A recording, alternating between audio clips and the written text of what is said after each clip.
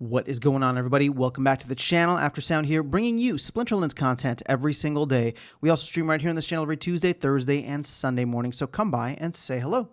All right, guys, let's talk about last season.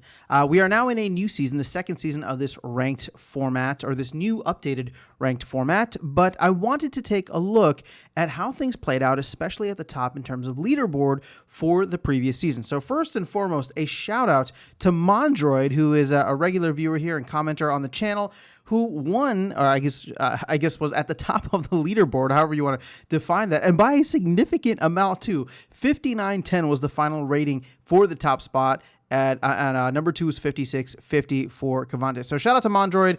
Mondroid, you've just been killing it ever since Rebellion came out. You went heavy on it, and you have been showing how awesome of a player you are, which is pretty cool. So that is not what I wanted to focus on. Now that we have that shout out of the way, what I did want to focus on was the amount of battles played. Now, before we jump into this, I will preface, I made another video about how the amount of battles overall in Modern were going down compared to, I guess, just recent history or over the past couple of months, maybe even the past year. I think six months is how far back peak monsters go. So we were looking at 6 months worth of data, and it was definitely low, right? We were below, I think 20,000, maybe even 19,000, below that number for the first time ever. We used to range anywhere between the mid 20s to 30s. But now with this rank change, we saw a lot of people kind of maybe exit or choose to bot their accounts. But that being said, what we're going to look at here is how many people actually played extra battles than what they were given in terms of the energy allocated to them. And the reason to me that is so important is because it is burning DEC and or vouchers, and that to me is a net positive for the entire ecosystem. So I'm not trying to comment on whether this rank system is good or bad. I'm just trying to highlight one of the benefits of it so far.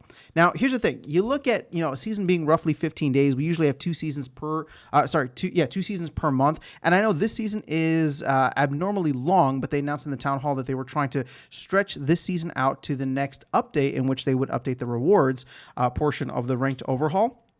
But again, just look at it this way. Roughly 15 days and 24 hours per day, because that's how much energy that you get, is about 360, right? So 360 energy is what you would roughly have in a season if you were to maximize, or 360 battles is how many you would have if you were to maximize your energy.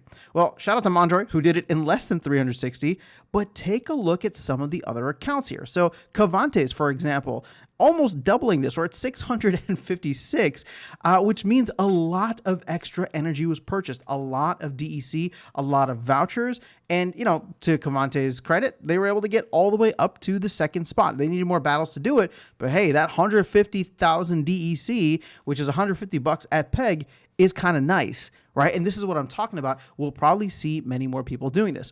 Badwitch and Yuki, shout out to Yuki, who is a viewer on the channel as well. Both did it in under 360 or about the 360 range. But Yasik, shout out to Yasik, who, the summoner is named after him, is 545. So that was a lot of energy spent. You could probably say Wolf bought some extra energy as well. And as we go further down, you see many more. 520 here, Angel with a Shoddy. Trules, 625, 480, 422, 410. So you get my point, right? There were people spending a lot in order to try and probably jockey for position on leaderboard. And granted, there's only one leaderboard now overall, but to me, I still think that this is awesome. And hopefully over time, if DEC continues, sorry, not DEC, but if SPS continues to rise, if the rewards are good, and I don't know if the leaderboard is going to get overhauled at all with the rewards update or the rewards rework, but, if they make it more enticing for people to come in and play, that to me is a super net positive. Again, check this out, right? Vet V,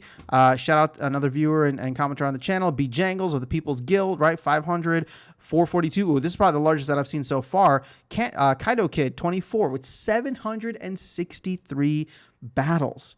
I mean, this is crazy stuff. It's fun, right? I mean, it's cool to me. I think it's actually awesome that we're seeing so many, right? Now, obviously, once you get a little bit lower, oh no, this is the largest. Tara's KP with 868, unfortunately, did not make it onto the leaderboard, but once again, I mean, this is probably, people jockeying for position here, which is really cool. Now, once you go below that, it doesn't seem like anybody here was really trying to compete too much. But here's the other part of it, right? I'm just talking about leaderboard right now. if SPS decides to do any kind of positive momentum, then we will have the arbitrage play, right? Because the maximum that you will pay for an energy is 50 DEC. So let's say vouchers are volatile, they can go to whatever price. DEC should stay at peg, right? Roughly around peg. It's supposed to be a stable coin. And if it goes above, then obviously there's opportunity to burn SPS and sell that DEC on the market. So it should get arbitrage back down. But 50 cents, and you got people at the top. I mean, let's see who's there right now, because I'm just out of curiosity. Ooh, Yuki's at the top. So let's go see some of Yuki's battles and how much are they winning, right? So this is tournament.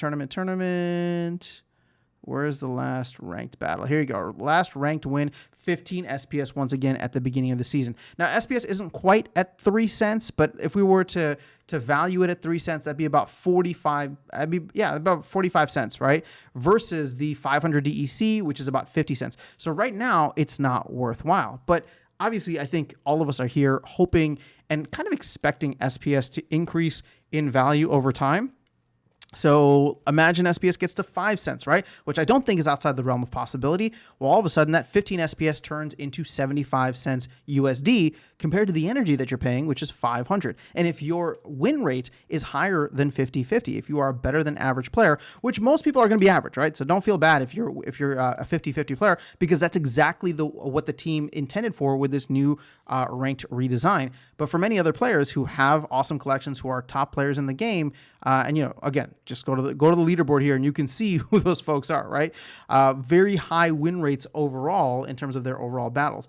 But again, to me, the opportunity here to burn a ton of DEC, a ton of vouchers with energy, I think is going to be tremendous. And I'm very, very much looking forward to that as we go along. And that being, one of the narratives as we move forward. One of the things, and last thing I'll say about this, one of the things that Investigator had mentioned on the town hall as well was the fact that the team wanted to track how much DEC and vouchers were getting burned for energy, and that should be coming up with one of the updates. I don't know if it's the next update or if it's going to be the one on April 2nd. Either way, that'll be something fun for us to watch as we go along, because if the arbitrage is there, then more people play, then more DEC gets burned, then more SPS gets burned, SPS gets more scarce, demand increases for it, and it is a life spiral. Not a death spiral, but a life spiral, a nice positive feedback loop that can hopefully come at the right time during this bull run. But that is all I have for you guys in this video. Let me know your thoughts in the comments below. Otherwise, I will catch you all in the next one and see you around the game. Take care.